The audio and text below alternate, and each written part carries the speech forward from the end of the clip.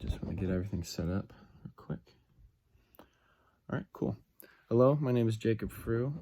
I want to thank you for tuning in to this debate. If you've been keeping track of it, thank you. And thank you for your time for watching this video. This is my first negative constructive speech.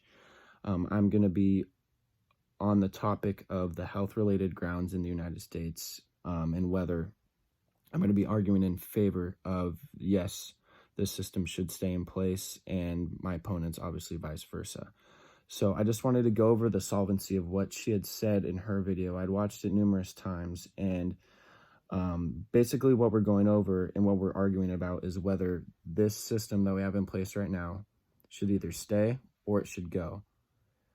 She brought up some good points of, work we need to do and critiquing we need to do, but just like every law in the country, there's reform, there's new bills that are passed, like things get changed, throughout the time. And I mean, this health-related ground system has been around since the early 1800s, and it's still being changed today.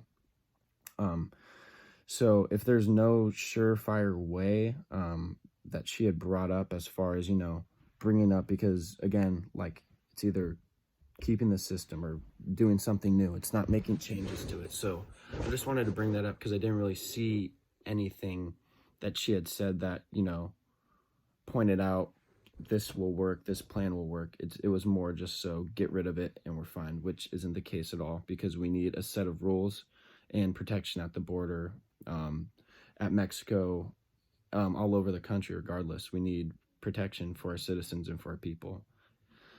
So I just wanted to kind of recap on the medical grounds of inadmissibility.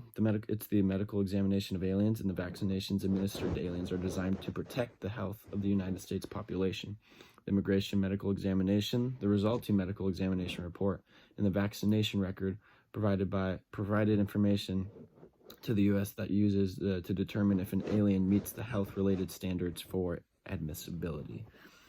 So I wanted to bring up the first question I had, not even a question, just kind of debunking a couple of things. So it's just the first important question I have is, with a pandemic going on, how can we eliminate the health-related grounds during this emergency crisis? You just take a look at coronavirus, and I like bringing up topics that are relevant to today's society.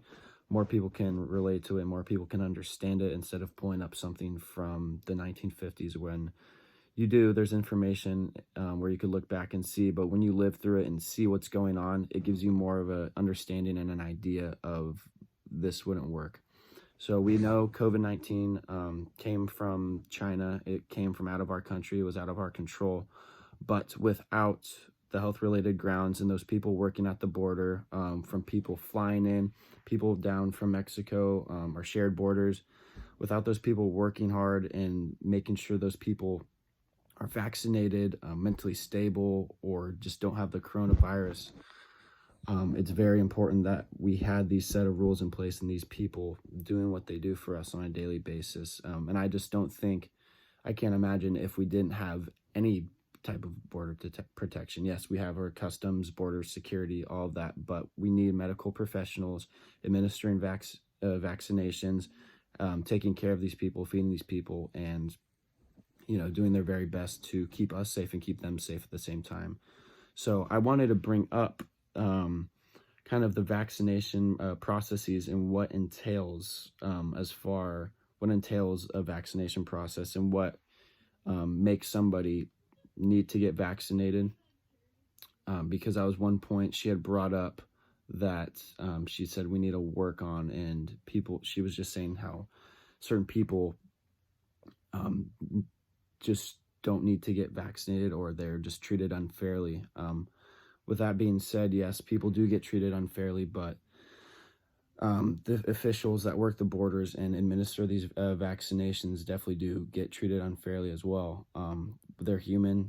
They do their best, and I just wanted to bring up what these people need to do when vaccinated. So the following people must be vaccinated: adjustment of status and immigrant visa applicants, refugees applying for adjustment of status under Section 209 of the Act, asylees applying for adjustment under Section 209 of the Act, K and V visa applicants outside of the United States, but will not be refused admission solely because the requirement has not been met. And there's a couple other points, but kind of just points that were already said.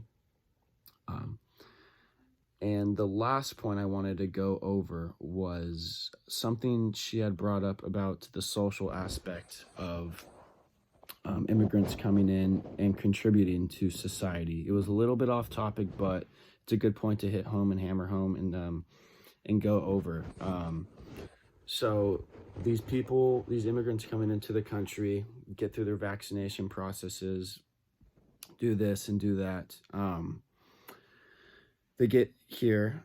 Some of them come in illegally, and some of them, live in the country, pay for food, buy resources, and consume different things. But the question raised is, if they're not paying taxes, if they're not registered, if they're not vaccinated properly, how would that benefit us as a society? It wouldn't work out very well for us in the long haul.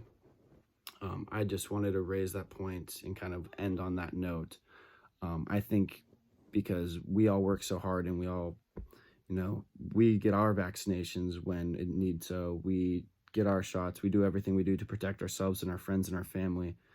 When other people come into our country illegally, live here, buy up our resources, and do different things, it's not going to be good for the economy. It's not going to be good for our health, because we don't know if they're here legally, etc.